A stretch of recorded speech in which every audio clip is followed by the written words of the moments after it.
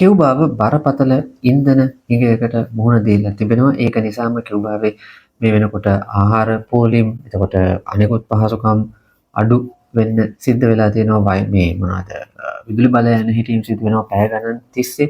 මේ කරුණු කාරණා සිද්ධ වෙමින් පවතිනවා. ඒ අනුව කියුබාවේ ආණ්ඩුවට සිද්ධ වෙලා තියෙනවා හදිසි පියවර අනුගමනය කරන්න මේ තත්ත්වය යම්කිසි ආකාරයකට සමනය කිරීම සඳහා. මේකට ආසන්නම හේතුව වුණේ ඇමරිකාව විසින් කියුබාවට තෙල් බොරතෙල් විකුණන රටවල් වලට විරුද්ධව සම්බාධක පනවනවායි කියලා ප්‍රකාශ කරපු එක. කියුබාවට තෙල් ලැබෙන ප්‍රධාන රට වෙලා තිබුණේ මෙක්සිකෝව.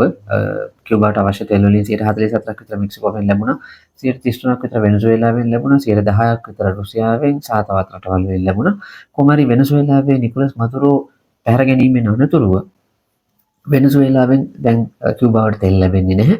ඊට පස්සේ මේ අලුත් සම්බාධක හේතු කොටගෙන දැන් මෙක්සිකෝවත් තෙල් ලබා දීම නතර කරලා තියෙනවා. මෙක්සිකෝව විරෝධය දක්වලා තිබුණා කියුබාව සම්බන්ධයෙන් ඇමරිකාව මේ අනුගමනය කරන ක්‍රියාපටිපාටියට. නමුත් ඔවුන් තෙල් සපයන එක නතර කරලා තියෙන බව තමයි වාර්තා වෙන්නේ. මේ අනුව කියුබාවට මේ වෙනකොට තමන්ගේ අත්‍යවශ්‍ය සේවා සඳහා ගමනාගමනය වගේ දේවල් සඳහා තෙල් සොයා ගැනීම අමාරු වෙලා තියෙනවා. දැනට තියෙන තත්ත්වය හැටියට ඒගොල්ලන්ට දවස් 15ක් 20ක් වගේ තමයි ඇදගෙන යන්න පුළුවන්කම තියෙනවා කියලා වාර්තා වෙන්නේ. ඉතින් මිලියන 11ක් ජනගහනයක් ජීවත් වෙන රටක මේ වෙනකොට ඒ ජනගහනය බොහොම අමාරු තත්ත්වයකට පත් වෙලා තිබෙනවා.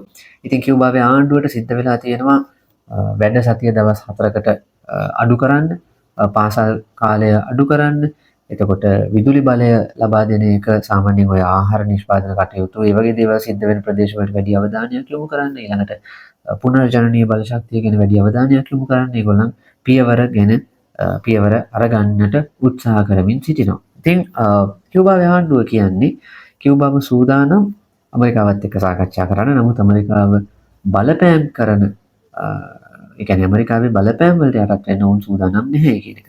ඇමරිකාව කියන්නේ ඩොනල්ඩ් ට්‍රම්ප්ගේ ආණ්ඩුව කියන්නේ කියුබාව කියන්නේ ඇමරිකාවට තර්ජනයක්.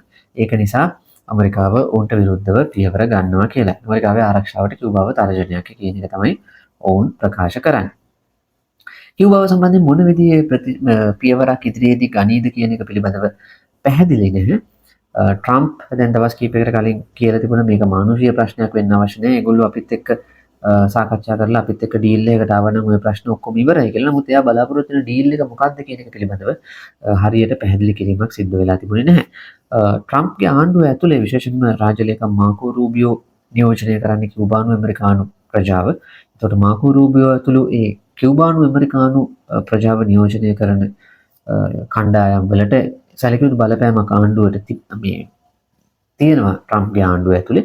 එතකොට ඒක හින්දා කියුබාව සම්බන්ධයෙන් විශේෂ අවධානයක් ට්‍රම්ප්ගේ ආණ්ඩුවේ පැන නැගිලා තියෙනවා. අපි දන්නවා පහුගිය කාලේ විශේෂයෙන්ම 2024 ජනාධිපතිවරණයේදී ඔය හිස්පැනික ඡන්ද සැලකිය යුතු ප්‍රමාණය විශේෂයෙන්ම කියුබානු ඇමරිකානුවන්ගේ ඡන්ද වෙනසුවෙලානු ඇමරිකානුවන්ගේ ඡන්ද වැඩිපුර ට්‍රම්ප්ට ලැබුණේ. ට්‍රම්ප් ඒ රටවල් වල තියෙන පාලනයන්ට එරෙහිව තද ප්‍රතිචාරයන් එහෙම නැත්නම් තද ප්‍රතිපත්ති අනුගමනය කරන බව පෙනෙන්නට තිබ්බ නිසා.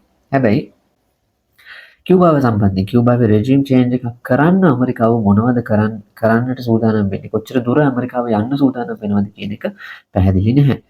මාකෝ රූබියෝ පැහැදිලිවම පෙනී සිටිනවා කියුබාවේ රෙජිම් චේන්ජ් එකක් සඳහා. ඒක බොහොම ප්‍රසිද්ධ කාරණයක්. නමුත් ඔහු ප්‍රකාශ කරන්නේ කියුබාවේ රෙජිම් චේන්ජ් එකක් සිද්ධ වෙනවා නම් හොඳයි. නමුත් අපි ක්‍රියාකාරීව ඒ සඳහා කටයුතු කරන්නේ නැහැ කියන එක. කියන්නේ අමුදාමය ක්‍රියාමාර්ගයක් ගන්නේ නැහැ වගේ අර්ථයක් තමයි එතනින් අදහස් කරන්නේ. ඔය ආර්ථික සම්බන්ධක පැනවීමත් මේ රෙජිම් චේන්ජ් එකක් බලාපොරොත්තු වීමේ එක්තරා අවස්ථාවක් තමයි. හැබැයි එතනින් එහාට ගිහිල්ලා ඊට වඩා බරපතල පියවර වලට යන්නට උන් සූදානම් නැති බවක් තමයි පෙනෙන්නේ. නමුත් මේ තියෙන තත්ත්වයේ අර්ථයත් කියුබාව බොහොම අපහසු තත්ත්වයකට පත් වෙලා තියෙනවා. කියුබාවේ ජන ජීවිතය බොහෝ සෙයින් අඩාල වෙලා තියෙනවා. කියුබාවේ මිනිසුන්ට එහා මෙහා යන්න තියෙන පහසුකම් අඩු වෙලා තියෙනවා. ආහාර මිල බොහොම බරපතල විදිහට වැඩි වෙලා තියෙනවා. ඒක කාලයක් තිස්සේ තිබිච්ච තත්ත්වයක්. මේ අද ඊයේ නෙමෙයි දැන් වරුදු කිහිපයක් තිස්සේම ආහාර මිල වැඩි වෙලා තියෙනවා. නිකන් අපි ගත්තොත් ඔය බර්ගර් එකක් වගේ දෙයක් මිලදී ගන්න කියුබාවේ මිනිසුන්ට ලැබෙන වැටුපෙන් ඇත්තටම ඒගොල්ලන්ට දරා ගන්න පුළුවන් කමක් නැහැ. එතකොට මේ අතර වාරයේදී සංචාරක කර්මාන්තයට මේක බරපතල පහරක් වෙලා තියෙනවා. දැන් මේ තෙල් නැති හින්දා මොකද ගුවන් යානාවලට තෙල් ලබා දෙන්න හැකියාවක් නැති බව කිව් බව ප්‍රකාශ කරලා තියෙනවා. දැනට ඒගොල්ලෝ කියලා තියෙන්නේ ඉදිරි මාසයක් සඳහා කියලා. නමුත් මේ යන විදිහට ඒගොල්ලන්ට ඒක කොහොමත් කරන්න පුළුවන් වෙන එකක් නැහැ.